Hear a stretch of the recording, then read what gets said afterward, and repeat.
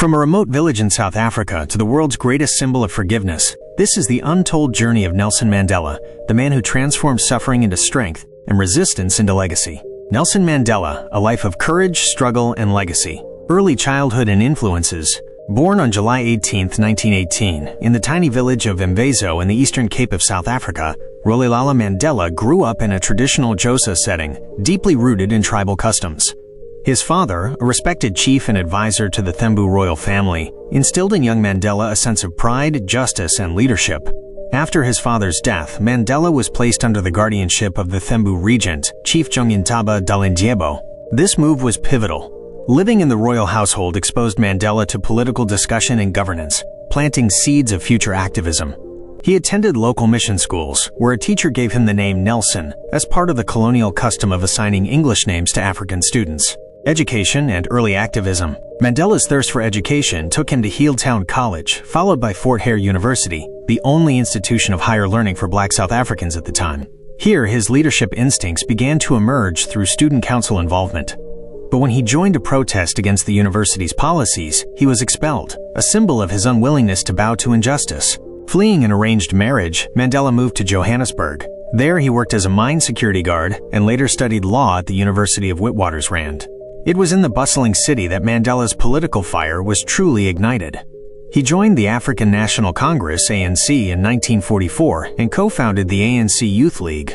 His activism shifted from passive resistance to more assertive campaigns challenging the apartheid regime.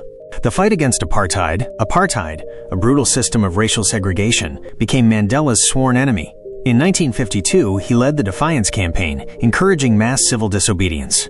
He traveled the country mobilizing resistance and was soon banned from public gatherings. Despite this, his influence only grew. In 1956, Mandela and 155 others were arrested and tried for treason. Though acquitted after years of legal battles, Mandela emerged even more resolute. He adopted more militant tactics, eventually helping to form Umkhonto we Sizwe, the armed wing of the ANC, after peaceful protests proved ineffective. Imprisonment. 27 years of quiet defiance. In 1962, Mandela was arrested and sentenced to 5 years in prison.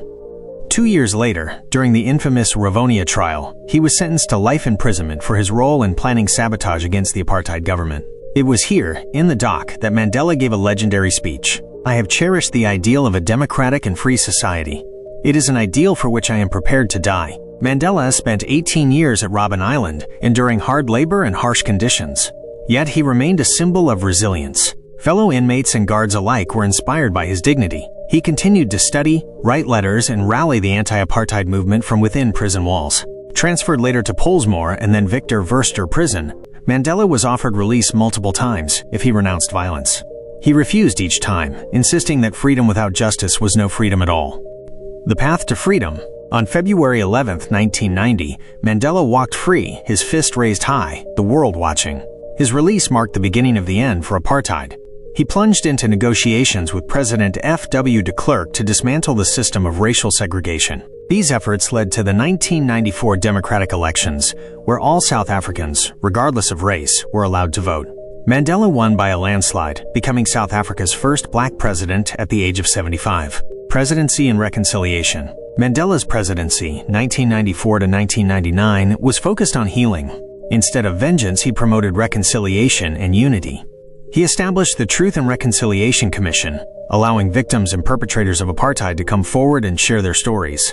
He also championed causes such as education, poverty eradication, and HIV/AIDS awareness. One of his most iconic moments came during the 1995 Rugby World Cup, where he donned the Springbok jersey, a symbol once associated with white supremacy, to rally the nation under one flag. It was a masterstroke of symbolism and statesmanship. Legacy, more than a leader. Mandela retired from politics in 1999 but remained active in philanthropy and global peace efforts. He founded the Nelson Mandela Foundation, which continues his mission of social justice, and became an international figurehead for dignity, peace, and forgiveness. He passed away on December 5, 2013, leaving behind a legacy that transcends borders, cultures, and time. What counts in life is not the mere fact that we have lived. It is what difference we have made to the lives of others. Lessons from Mandela's life. Resilience. Facing adversity head-on, Mandela never allowed hardship to break his spirit. Forgiveness. He chose peace over revenge, bridging a nation torn by centuries of division. Visionary leadership. He had the courage to envision a unified South Africa and the wisdom to make it happen. Legacy of empowerment. His story continues to inspire leaders, activists, and ordinary people to challenge injustice with dignity.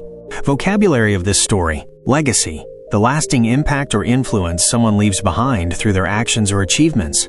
Resilience. The ability to endure and recover from adversity or hardship. Forgiveness. Letting go of anger or resentment and choosing peace, even after being wronged. Apartheid. A legalized system of racial segregation and discrimination in South Africa from 1948 to 1994. Activism. Taking action in support of a cause, often related to social or political change. Defiance. Bold resistance or refusal to obey authority or injustice. Militant. Being aggressively active in support of a cause, sometimes using forceful means. Imprisonment. Being confined especially for political reasons or as punishment. Democratic society. A society where citizens have equal say through voting and free expression. Sabotage. Intentional destruction or disruption, often to hinder oppressive systems. Symbolism. Using symbols to convey deeper meanings or ideas. Reconciliation.